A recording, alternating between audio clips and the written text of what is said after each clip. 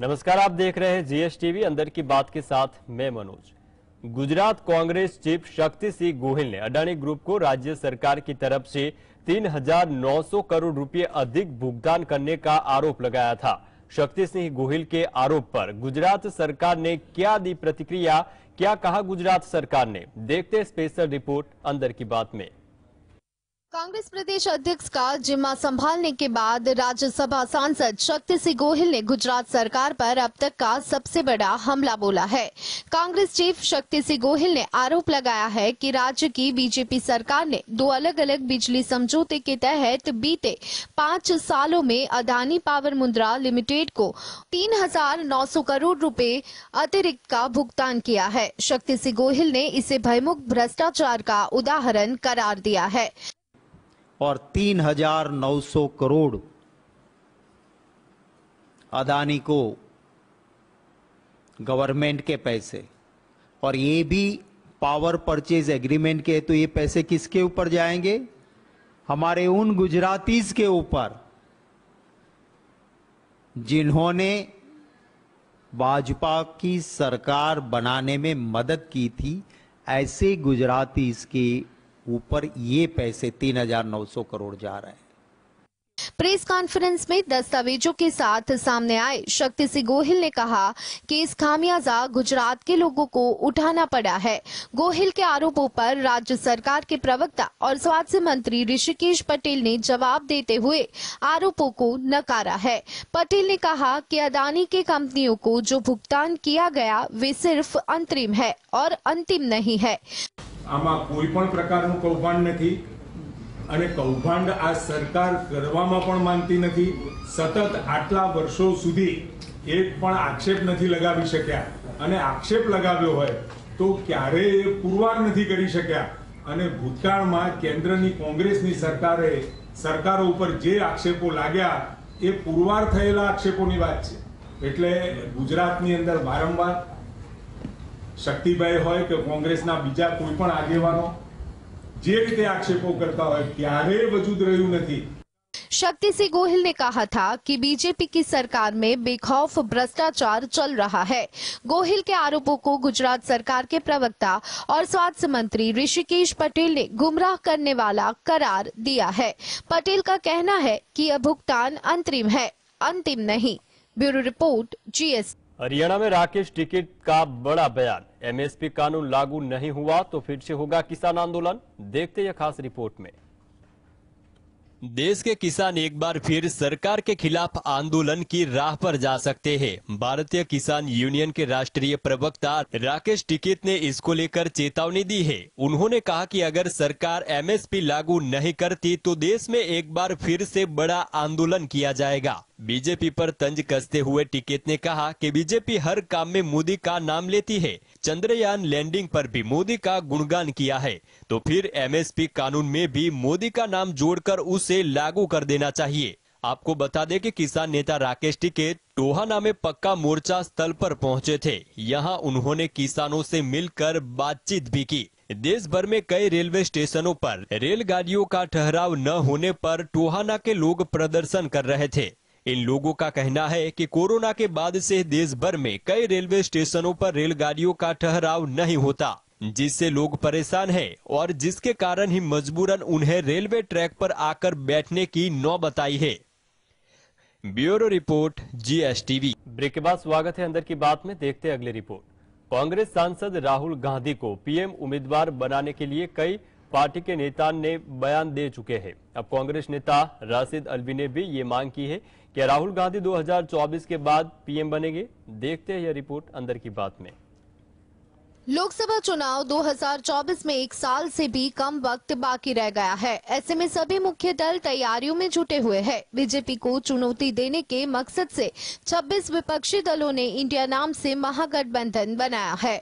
अभी तक इस महागठबंधन के नेता के नाम की घोषणा नहीं की गई। हालांकि कांग्रेस के कई नेता राहुल गांधी को पीएम उम्मीदवार बनाने की बात कह चुके हैं। छत्तीसगढ़ के सीएम भूपेश बघेल और राजस्थान के सीएम अशोक गहलोत के सुर में सुर मिलाते हुए अब कांग्रेस नेता राशिद अल्वी ने भी राहुल गांधी को पीएम उम्मीदवार बनाने की बात कही है। उन्होंने कहा कि 2024 के बाद हम उम्मीद करते हैं कि कांग्रेस पार्टी सबसे बड़े दल के रूप में निकलेगी और राहुल पीएम बनेंगे। वहीं छत्तीसगढ़ के मुख्यमंत्री और कांग्रेस नेता भूपेश बघेल ने कहा था कि वह चाहते हैं कि राहुल गांधी प्रधानमंत्री पद का चेहरा बने। उन्होंने कहा कि बीजेपी राहुल गांधी की कन्याकुमारी से कश्मीर की भारत जोड़ो यात्रा के बाद उनकी लोकप्रियता से घबरा गई है। Bureau report, GST। Bollywood actor Arjun Kapoor breakup की खबरों के बीच मलाइका अरोड़ा के साथ स्पॉट किए गए। दोनों का एक वीडियो तेजी से सोशल मीडिया पर वायरल हो रहा है। नहीं हुआ अर्जुन कपूर मलाइका अरोड़ा का ब्रेकअप, देखते हैं बॉलीवुड रिपोर्ट अंदर की बात में। बॉलीवुड में हैंडसम हंक अर्जुन कपूर इन दिनों अपनी long time girlfriend Malaika Arora से ब्रेकअप को लेकर सुर्खियों में बने हुए हैं।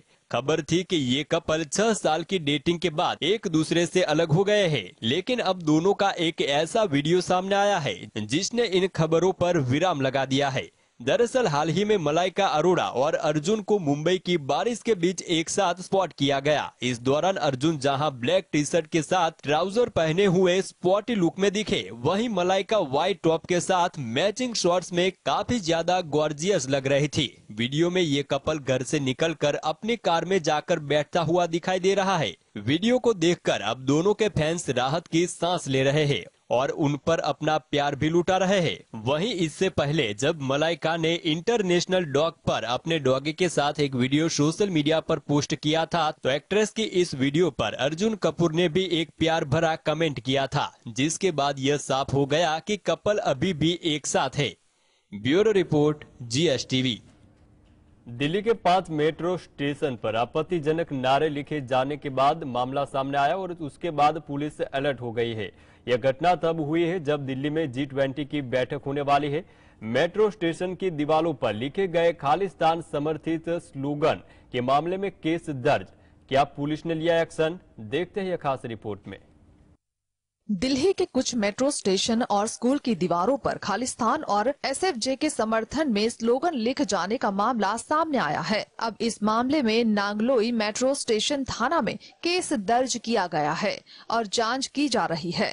पुलिस ने फिलहाल दीवारों पर लिखे गए स्लोगन को मिटा दिया है। हालांकि अभी तक किसी की गिरफ्तारी नहीं हो पाई। थाने में इंफॉर्मेशन मिली है कि ऐसे कुछ स्लोगन्स लिखे हुए मेट्रो स्टेशन के बाहर, तो हम अभी केस तुरंत उसमें केस रजिस्टर करके अब तफ्तीश हमने शुरू कर दिया। दिल्ली के 5 मेट्रो स्टेशन के बाहर स्लोगन लिखे गए थे।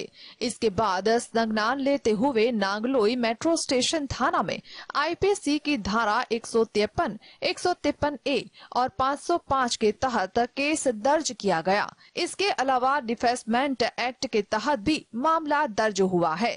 वहीं यह जानकारी मिली है कि मामले की जांच अब दिल्ली पुलिस की स्पेशल सेल करेंगी। माना जा रहा है कि पुलिस CCTV फुटेज के आधार पर भी अपराधियों को ढूंढने का प्रयास करेंगी।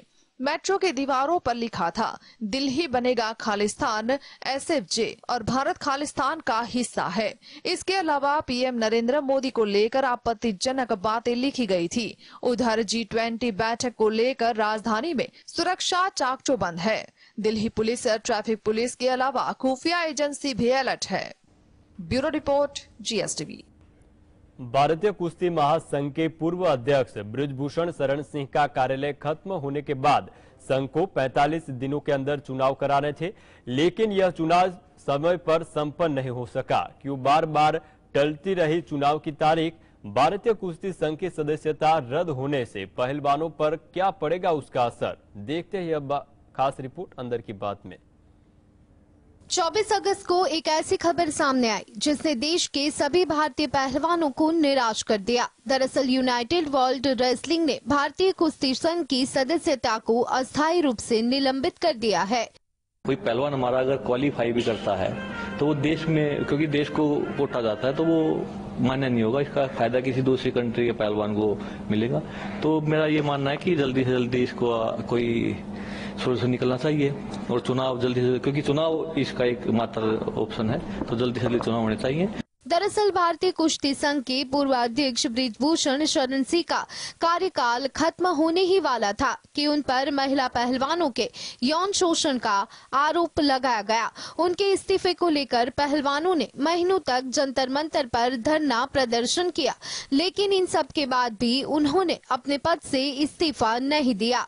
विश्व कुश्ती संघ के अनुसार भारतीय कुश्ती संघ को चुनाव संपन्न करवाने के लिए 3 जुलाई को चेतावनी दी गई थी, लेकिन इसके बाद भी संघ में चुनाव नहीं हुए।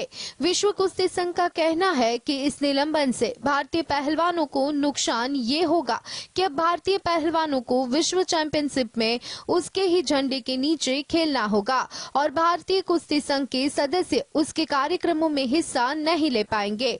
भारतीय कुश्ती संघ की सदस्यता को निलंबित करने के फैसले से पहलवान नाराज है और उन्होंने कुश्ती संघ के पूर्व प्रमुख बृजभूषण शरण सिंह को इसका दोषी ठहराया है। Bureau report GSTV।